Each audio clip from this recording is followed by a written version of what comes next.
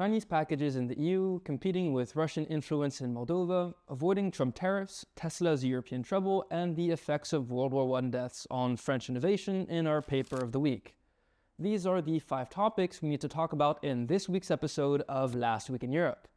Have you ever bought cheap clothing or other products on Chinese platforms? Then you should hear about these new EU rules. Chinese e-commerce platforms like Temu, Shein, and AliExpress offer extremely low prices on clothes, gadgets, and other household items. And the products are sent to the European Union in packages almost for free. But the EU wants to stem the flood of these cheap Chinese packages at the same time as the US.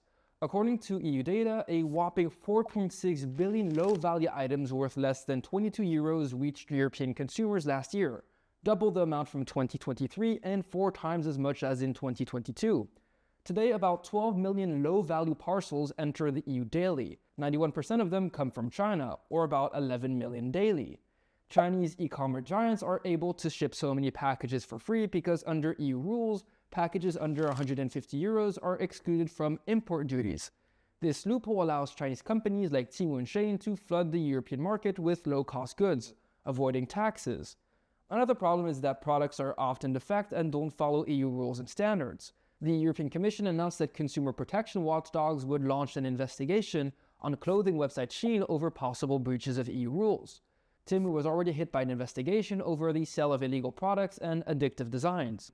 But customs authorities are unable to check the billions of packages, a problem only made worse because 89% of imported goods sold online enter the EU in 6 member states: the Netherlands, Belgium, France, Hungary, Italy, and Germany.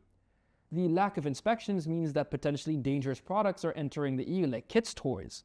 And as a result, Chinese companies can also undercut European businesses that do follow European standards. The European Commission has had enough and has proposed 2 major reforms to change the rules for customs. First of all, the Commission wants to end the tax exemption for products under 150 euros. This means that all packages, regardless of value, will be subject to customs duties, and the online platforms and traders would have to pay a fee for the cost of customs checks. It's likely that consumers will end up paying for these costs. A second step is a reform of the customs system. Although the EU has one single market and customs union, the custom controls are fragmented with each country running its own checks. This is why the EU proposal centralizes custom controls by creating a single EU digital customs authority, along with a dedicated data hub.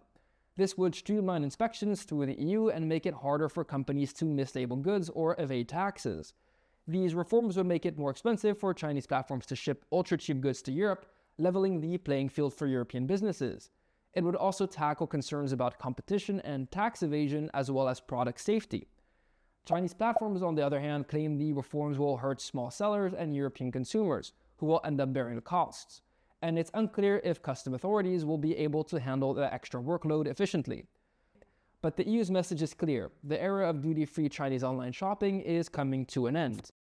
Russia's grip as Moldova is slipping, but it's now doubling down on its attempt to keep the country in its sphere of influence using energy as a political weapon. Last week, the Moldovan government signed the Comprehensive Energy Strategy Agreement with the European Commission. This deal integrates Moldova into the EU's energy market and reduces its dependence on Russian gas. But the deal is about more than energy. It's a geopolitical battle between Russia and the EU over Moldova's future. Caught between East and West, Moldova has relied on Russian gas for decades, making it vulnerable to political pressure. Russia has repeatedly used energy as a political tool, cutting supplies at critical moments.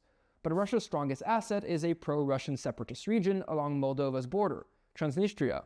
Transnistria is a small breakaway territory under Russian influence, home to about 1,500 Russian troops and a large Russian ethnic minority.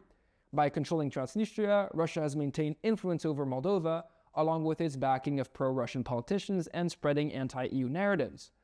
But Russian control is slipping because the pro-European government of Moldova is instead shifting the country towards the European Union, which was further accelerated by Russia's invasion of Ukraine. Moldova applied for EU membership in March 2022 and was granted candidate status.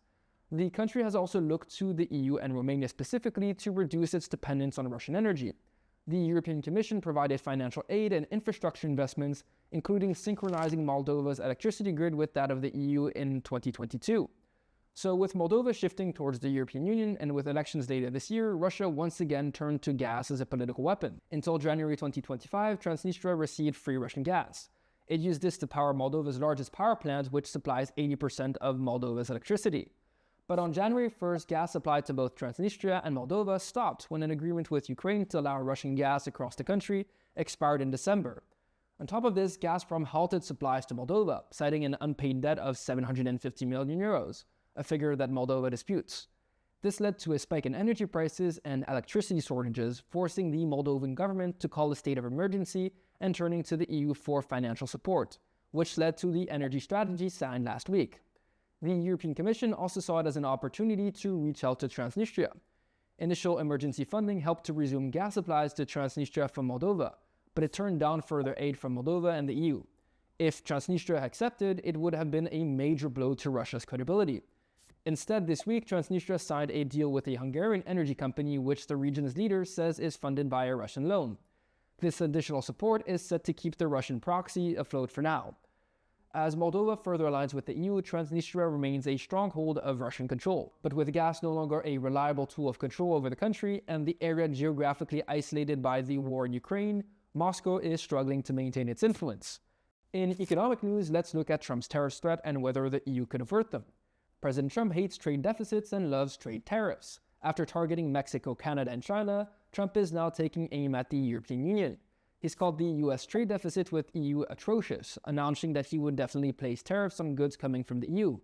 It's unclear what the tariffs would look like, but Trump previously mentioned a 10% tariff on all goods. But last week he said that the US will impose the exact same tariffs that countries have on American goods, such as the EU's 10% tariff on American cars. But can the EU prevent Trump from imposing tariffs? Well, some European leaders believe they can by letting Trump claim a political win or making small concessions. But first, let's look at the numbers. Trump recently claimed that the US trade deficit with the EU was $300 billion, or even $350 billion. Well, according to the latest data from 2023, the US deficit was at about 150 billion euros, with the US importing 500 billion euros worth of goods and exporting 350. But in services, the US had a surplus of 100 billion euros. This means that the total US trade deficit with the EU was 50 billion euros, 6 to 7 times smaller than what Trump claimed. And considering that total EU-US trade was 1.5 trillion euros in 2023, the deficit is not that big. Nevertheless, Trump has vowed a trade war with the EU, but Canada and Mexico have shown in recent weeks that Trump's tariffs can be avoided or at least put on pause. So how could the European Union stop the tariff threat? Well, the first option being considered is to give something Trump can call a win. European Commission President Ursula von der Leyen suggested that the EU could buy even more American liquefied natural gas.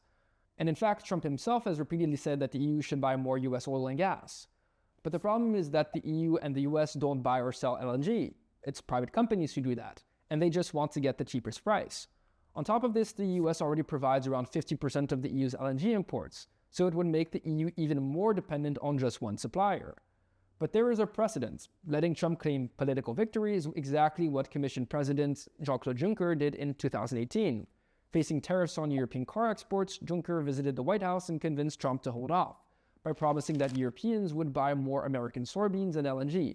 Trump claimed victory, even though the European Commission couldn't do anything to make European companies buy soybeans or LNG. Another approach could be a limited trade deal focusing on key industries. Trump prefers bilateral agreements over larger multilateral ones.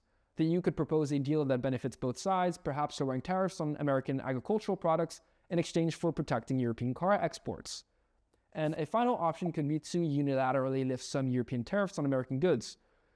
For example, the European Commission is considering lowering its 10% import tax on American vehicles to the US rate of 2.5% on European cars. In the end, Trump's view of EU-US trade is unlikely to change, but the European Union does have the tools to prevent an all-out trade war.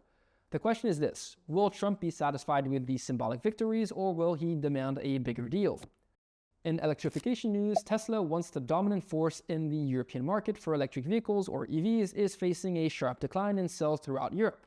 So what's behind the downturn? First, let's look at the numbers. Tesla's sales in Europe have dropped hard, with sales for January down 50% compared to last year. Some countries stand out in particular. In Spain, sales dropped by a whopping 75%, 63% in France, or 60% in Germany.